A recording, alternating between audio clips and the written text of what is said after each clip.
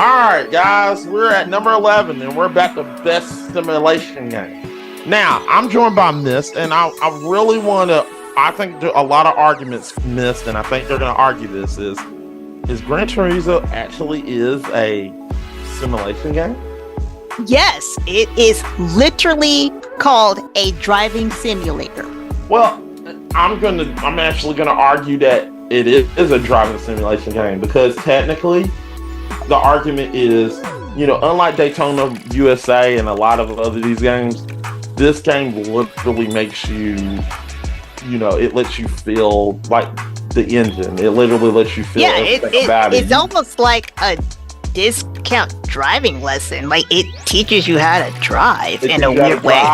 Not only drive, but to fix your own vehicle. It teaches you, like, hey, you're not just winning you're not winning the money to just you're not winning the races just for money. You're running the races to fix your car. You're doing the races to fix your car, which is in its essence is technically a simulation game. You're simulating, racing at your house.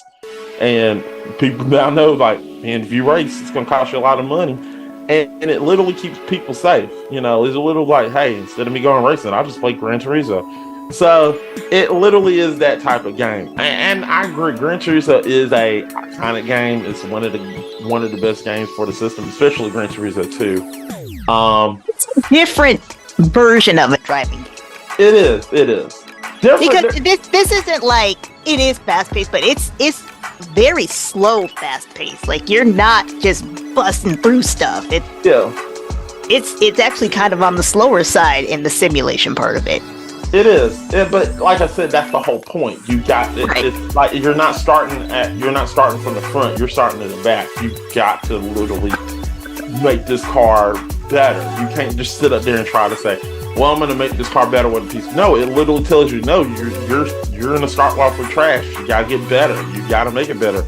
You got to stretch the dollar. You got to make a dollar stretch, and that's what this game teaches you, make a dollar stretch.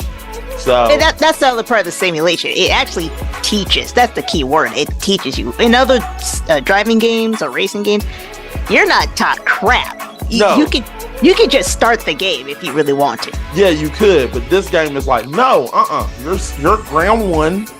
You gotta make this dollar stretch. You gotta make it stretch really good in order for you to win, to make money, to make ends meet, to get a life.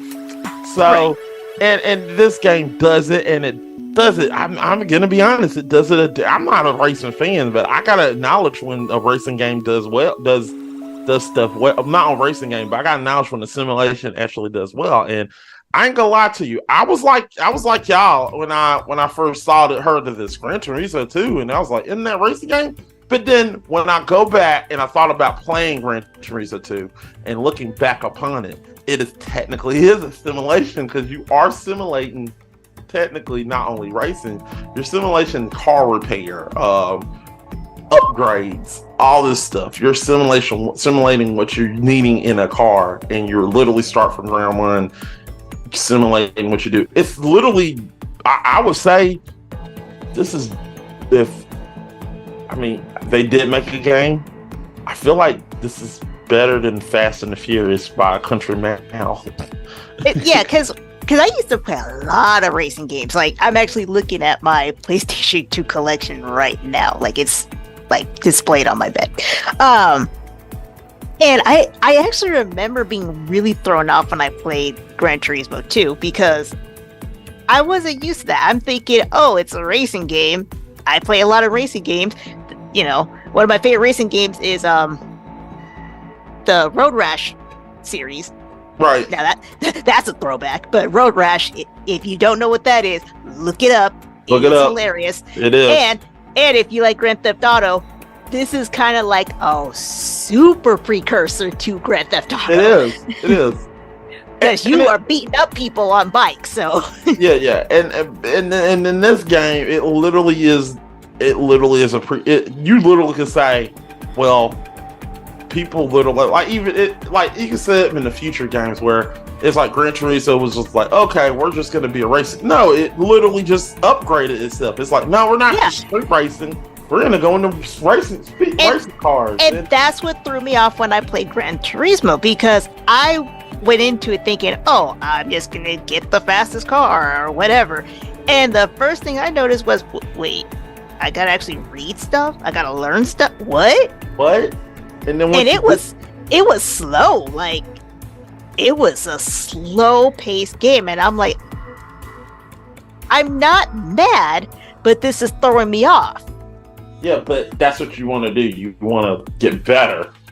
They're literally telling you get good. You know, you can't just like. And I like games like that. I'll admit that there are some games where you just like giving everything to it at the beginning, or even when you're playing other games. I like games that literally tell you, no, you're starting off with nothing. Get good at this, or else you're just going to be sorry. And honestly, Road Rash was kind of like that too. Yeah, it was. Road Rash was like that. You can upgrade. It's just not a simulation. It was you just start out with a crappy bike, but no, you racing. Yeah. You can start off with a crap bike, or you can probably like, hey, I'm gonna upgrade my bottle to a pair of nunchucks. You know, that's what it is. But this game, I really believe. I mean, I had it hard. I mean, we could argue a lot, but here's why did we put this at number 11 if it's even because okay, this is one of those games where, because I used to play a whole lot of racing games, of course I know the series, but I have a feeling that this is one of those titles where no one's gonna really think of this as a top tier racing game. Yeah. And they're not going to look at, and a lot of people will not look at this as a simulation, or also people will not look at this as the quintessential end all be alls of racing games. Yeah, because like you still, if you're talking about just racing, it's, you know, you got Mario Kart, you got Midnight Club. I think Midnight Club even outranks Gran Turismo. You got four.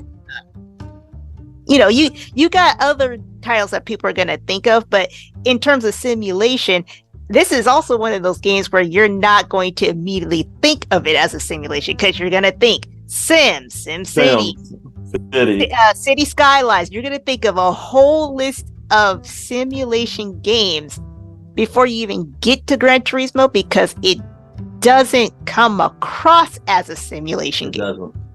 It comes across as a racing game. You think of it as a racing game first, not a simulation, but it is a simulation game.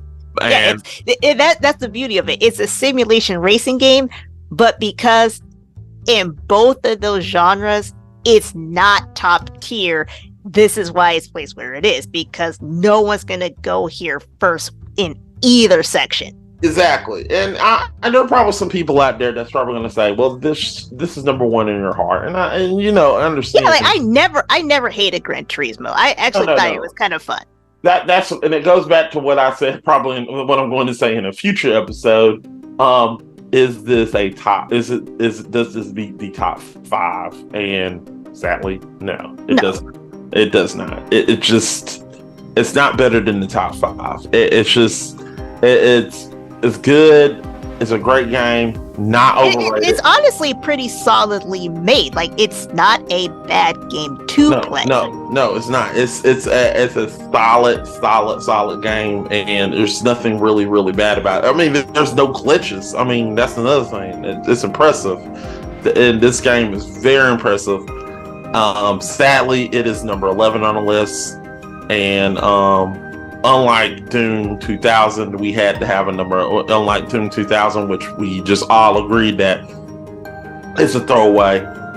This was hard because we had to literally push this, and we were like, well, something got to be number 11. This is it. So this is number 11 on our list, and we're not proud to put this at level 11, but it is in the top 12, so it should be. Yeah, it's not 11 because it's a bad game. It's number 11 because